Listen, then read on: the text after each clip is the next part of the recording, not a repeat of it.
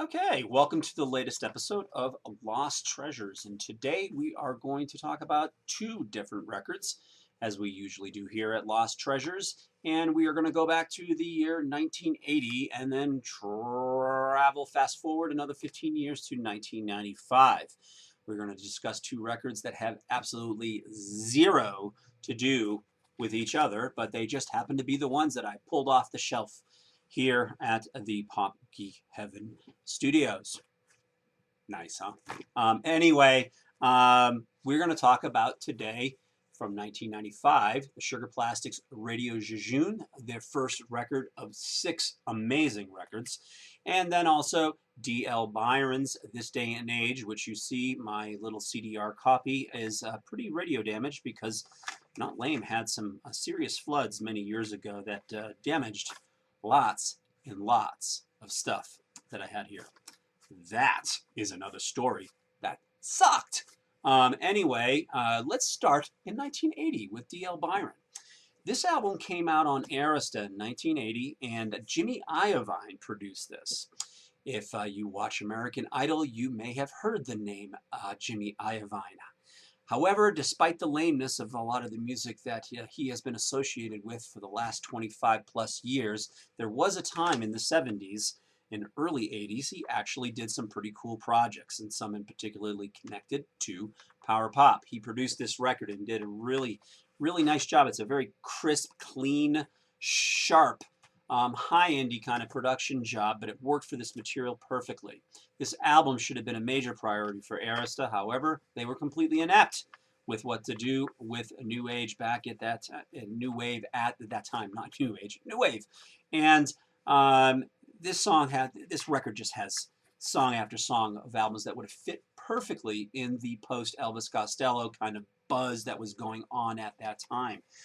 It leads off with a track called Listen to the Heartbeat that just sets the tone. You know that you're in for a rip-roaring ride, and it's going to be exciting, and it's pretty much high energy. The ballads, there's a couple of them on there, but they aren't limp or lame by any stretch. My favorite song is a song called No Romance, No Weekend, No Love, which literally, I know every single air instrument note on that record probably because because I've probably played it over 200 times, and it never ceases to sort of connect with me somewhere on some visceral, deeply emotional level. It's just a scorcher.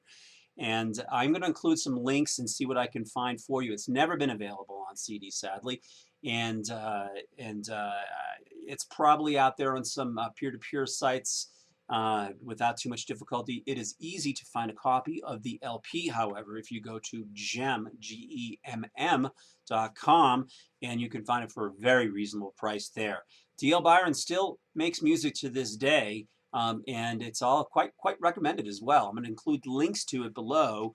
And I also highly recommend a record that he released in 2007 of a radio broadcast of his band that he had at the time this record came out.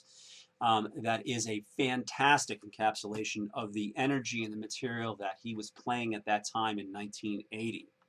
So let's move on over to 1995 with the Sugarplastic. And again, these records have nothing to do with each other than the fact that they have ended up here on my desk in a random fashion to talk about. The Sugarplastic are one of my favorite bands to emerge from the power pop scene of the 90s from Los Angeles, California.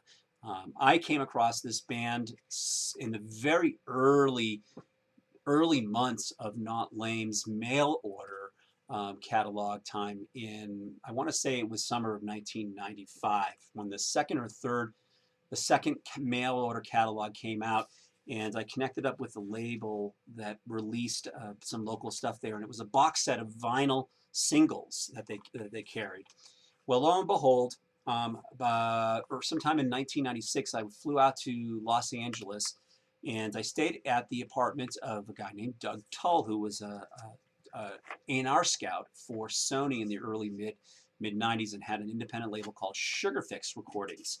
And they released some really cool records in the mid-late 90s, but the best that they ever did was the Sugarplastic Radio JeJune. This is just a killer record. And this is the first of 6. I'm going to include links to what's available still below, and I really highly recommend all of the records. But Radio JeJune is always special to me because it's the first time I really got a chance to hear this band and what they were doing on a much broader level. And they were led by a guy named Ben Eschbach, who was a highly intelligent individual, and it's surprising that he sort of came down to deal with the realm of the restrictions of creating music in a more conventional manner. But his music is always challenging. The lyrics are kind of elliptical, and you can't quite figure out the landscape of what he's talking about sometimes. Because they're almost very surreal, but they create a mood, they create a context and an environment that works perfectly with the music. How to describe their music? There's definitely a lot of XTC that you're going to hear in there on the early side of things. Some monochrome set and Talking Heads, but to me, this band always had their own sound. And because they were a lot more adventurous than any of those bands, except maybe the Monochrome Set, because they always were pretty wacky and way out there as well. But everything that the band did just always worked for me. And the material on this record is completely adventuresome and not really too concerned with making music it's set for itself, for the band. For Ben's vision. And the wonderful thing is that the band was warmly received and ended up with a record contract with Geffen a couple of years later and released my favorite record of theirs called Bang Goes the World, which is very easily found in bargain bins throughout and certainly on Amazon as well. And I'm also going to include a link to check out their latter-day material, which most of which is still in print on Tallboy Records.